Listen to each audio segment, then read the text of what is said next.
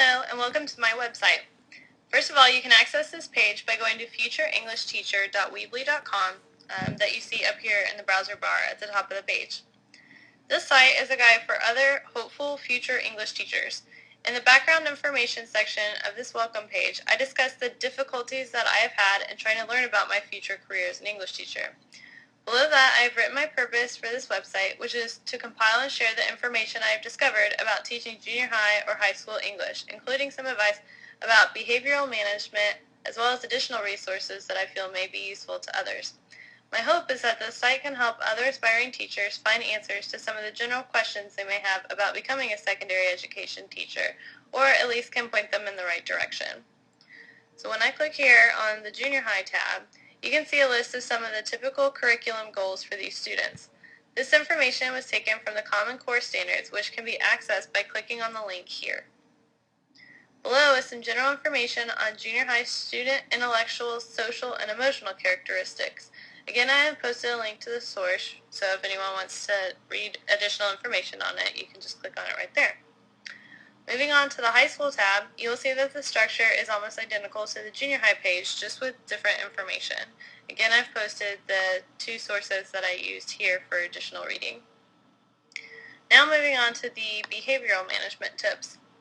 Here I've listed some different situations that might arise in my classroom, and I have shared how I might handle them. Since I am not yet a teacher, I base my answers on my experiences as a student as well as the research I've done. I also tried to include links to any articles that help me formulate my opinions. As you can see, I've broken the page down into a few different categories. Under the first category of general classroom management, I've answered the question how to get class seated and focused at the beginning of the period with the suggestion to use a do now idea, which is a quick mini assignment that ties into the lesson and might serve as a way of introducing a new topic. Clicking on this orange link, you will be taken to a sample Do Now activity for the first day of class that I created and uploaded myself. So since I've already downloaded it, I'll just click on it right here. The top half of this document is what the teacher would actually use in the classroom. The bottom half is the instructions for the teacher. Basically, this particular activity is a written time capsule. Students answer the questions that are listed here and then put their answers in an envelope provided by the teacher, who will then mail the addressed envelopes to the students after the last day of class. I had a high school teacher who did this, and it was actually really fun to go back and see some of the funny things that I had written. It's also a great tool to get students thinking about their goals for the school year and how they can succeed. Now, going back to my website, you can see that I have some questions under policies and procedures regarding late work, cheating and plagiarizing, and grade disputes. If you click on the link here that says a letter to the student's parents, you can see another sample that I created. There it is. This is an example of what I might write to the parents of a student who is caught cheating in my class. So I'm just going to go ahead and read this letter real quick.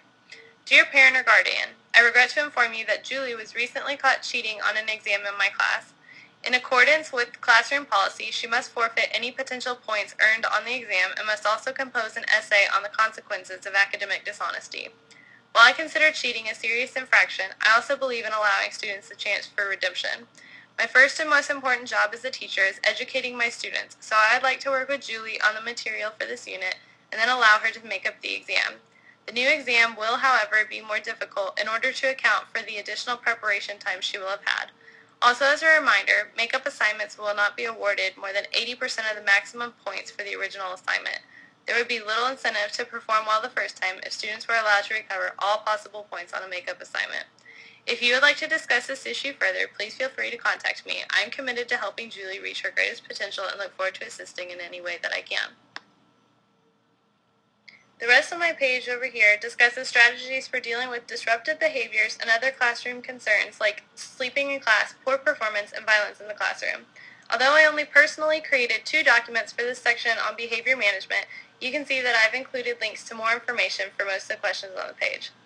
Next, there is a page on resources with a few other documents that I found helpful, like licensure information, salary reports, shortage areas, and national and state level learning standards. Finally, there is a contact button, and that's basically my website. I hope you enjoyed it and that it can be of use to you and others in the future.